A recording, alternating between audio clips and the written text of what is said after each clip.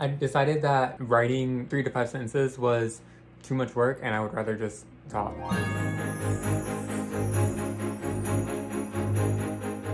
I tried to find all of the Christmas movies that I could think of, and this was it. The fact that Halloween has Twitches and Twitches 2 and Christmas doesn't, they're not on the same level. I'm closing the case. So in the D tier, in last place is Polar Express. And that shouldn't be a surprise to anybody. You know what? I have nothing else to say. I've seen it too many times, and every single time from the very first time I watched it to now is against my will. Then we have Elf. Honestly, I've only seen this movie like once or twice. I feel like everyone that I've ever met who has said that this is their favorite Christmas movie or like that they like this movie has been the worst person I've ever met in my whole life. And no offense if you're a fan of this movie, I just don't get it. I don't get it. I mean, no, it's not good. It's not good. Then we have The Christmas Carol. It's fine. It's fine. I like the story of The Christmas Carol. This rendition of it, the animation, is kind of terrifying. Then we have Charlie Brown Christmas. I don't like the Charlie Brown franchise. I don't like it. And this is no exception. I don't like Thanksgiving. I don't like the regular stuff. I don't like the 3D animation stuff that they did like a couple years ago. I don't like any of that. And I hate this. I hate that stupid little twiggy little tree. I haven't seen it. So I think we should probably start with that. I have not seen this movie. I haven't seen any of the Charlie Brown stuff. Actually, every single time that I see some dinky little crappy Christmas tree, it's a Charlie Brown Christmas and it just PMO. Out of the D tier, into the C tier. Home Alone. It makes me so mad how everyone, like, I get that this is the point, but like, I didn't relate. As the youngest in a household with this many siblings, we didn't even all get along, but this is like a whole level of like, this is so not real. Like, this is not real. Next up is The Grinch, the original, like, 2D one. It's the blueprint, so it's fine. I just don't really like Dr. Seuss. I would like to see this movie played side by side with, like, someone flipping the book and reading it, and I feel like it'd be the same thing, so just read the book. Next is a movie, this was like a rom-com movie on Netflix called Holiday. They only, like, fake date for, like, the holidays, so that they don't have to go to each other's holidays alone or something, and then they fall in love. It's like a Hallmark rom-com, but it's not that bad. Out of the 3 Santa Claus movies, we're in like this era of making more things of things that are long gone. And I feel like the Santa Claus 4 is just around the corner and it's actually scaring me a little bit. So, but this is the Santa Claus 2. This one, there's Santa Claus and then there's like a robot Santa Claus and he's like evil and like takes over the North Pole. It's a hot mess. Kind of boring. It does not up to par with the other ones. Was there a robot or did I imagine that and it's not even real? I made that up. Or was it Santa Claus 4? It could have been, and I wouldn't even know a thing.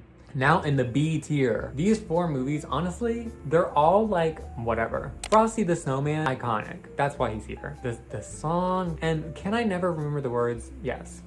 That didn't make any sense. Do I ever remember the words? No. That's what I meant to say. It's like with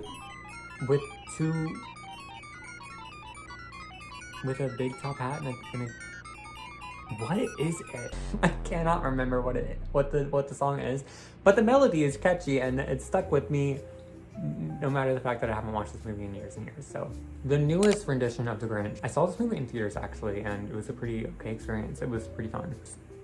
I think it's fine. It's like whatever. There's this SpongeBob claymation Christmas special from when I was a kid, and I don't really remember the point of this, but I'm pretty sure there was like a piece of coral that was like the tree that they lit up. The best piece of SpongeBob media is this movie. And then there's Santa Claus 3, my favorite Santa Claus. Even though I didn't put it with the other Santa Claus movie, this is my favorite Santa Claus movie. I love Jack Frost. I love the snow globe thing. I love, it sounds so weird. But like there's like this fireplace that like talks.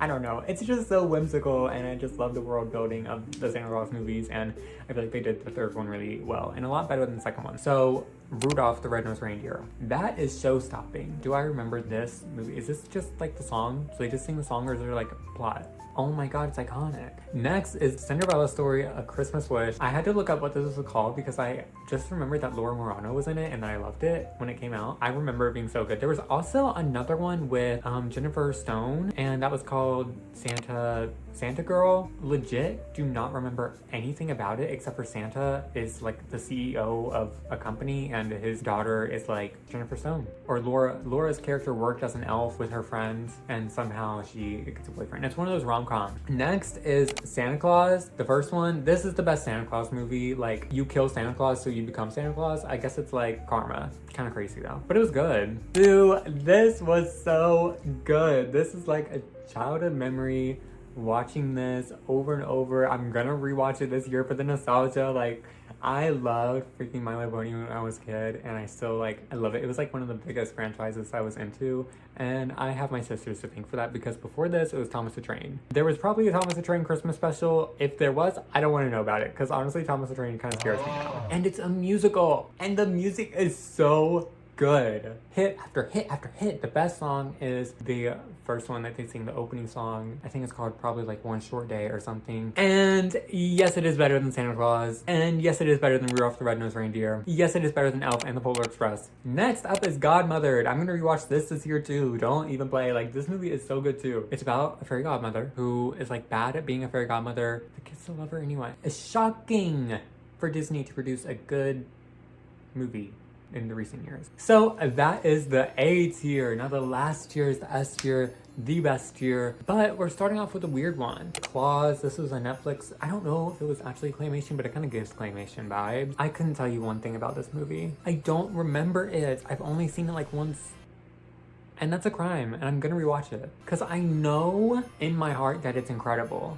I don't know who Santa is in this universe. I know it's the guy on the cover, but I don't know, like, is he a CEO? Is he like a woodworker? Why am I getting that vibe that he's like a woodworker? I just know that after watching it, I'll be like, yeah, this was valid and it should have been the S tier. I just know that. It's just a feeling that I know in my heart. Next is The Nightmare Before Christmas, a debated Christmas or Halloween movie. Everyone wants to pick a side. Is it Christmas or is it Halloween? This is by Erasure. It doesn't need to be one or the other. You can watch it for Christmas and Halloween. If I were being forced, make a decision about this. Everyone who says it's a Halloween movie says it's more about Halloween than it is about Christmas. It takes place in Halloween Town and blah blah blah. Or when you strip it down to its plot, is about Jack Skellington, a Halloween character who lives in Halloween Town, discovers Christmas pretty early on in the movie. Then he spends the rest of the movie, like a majority of the movie, making Christmas. I think they're confusing it being mostly about Halloween with it taking place in Halloween Town. Because the whole time that they're in Halloween Town, they're making Christmas and they're making a mess. I would say it's a Christmas movie. Honest opinion, it's both. None of the movie takes place during Halloween. It takes place during Christmas. They're making Christmas. They take Christmas to the real world, out of the Halloween Town, out of Christmas Town to the real world, and deliver Christmas with Santa. I'm getting heated. I don't know if this counts as a movie. It's a Christmas special. This is a Sabrina Carpenter, A Nonsense Christmas. I love Sabrina Carpenter. I've loved her since I was a kid. I was seeing her on Disney Channel and I listened to her music the whole time I was growing up.